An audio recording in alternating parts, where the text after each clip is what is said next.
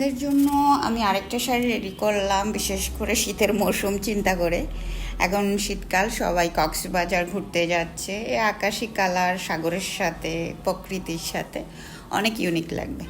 শাড়িটা এম্ব্রয়ডারি করা সুতা দিয়ে, তারপর বড় পার্পেল কালার পার্ল দিয়ে করা, ছোট সাদা পার্ল দিয়ে সাইডে বর্ডার টানা, তারপর সুতা দিয়ে পুরাটাতে সবুজ সুতা দিয়ে টানা আছে। তারপরে আপনার আবার দেখা যাচ্ছে যে ইয়েলো কালার নেট দিয়ে ছোট ছোট ফুল করা।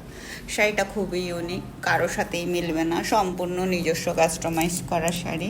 এগুলো হচ্ছে যে নিজের মন মতো যেটা মাথায় আসে আমি আসলে ওইটাই করি। পরবর্তীতে দেখা যাচ্ছে যে এটা যদি আমার আঁকতে হয় তাহলে আবার দেখে দেখে এখান থেকে আঁকতে হয়, আমি নিজ থেকে আর ওইটা আঁকতে পারি না। কেননা আমি তো ডিজাইনটা নিজের মন থেকে আঁকি প্রথম, এরপরে এটাকে আবার আমি নিজে কপি করতেই আমার দেখতে হয়। শাড়িটা খুবই সুন্দর, খুবই কালারফুল, এবং একটা কাতান শাড়ি পরলে আপনাকে যে এতটা ভালো লাগবে না, এই শাড়িটা পরলে আপনাকে এক চেয়ে 3 গুণ ভালো লাগবে।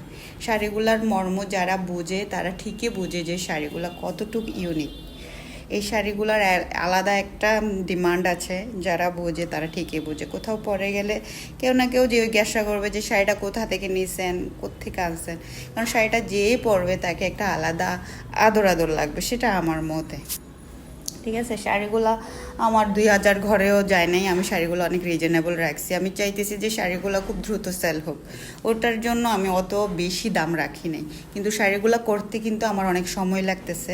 আমি চাইলেও খুব দ্রুত শাড়ির ভিডিও মেক করতে পারি না, তার জন্য পেজে অন্যান্য ভিডিও ছাড়ি, তারপর যেদিন শাড়িটা করা হয় ওই দিন শাড়ির ভিডিও ছাড়ি।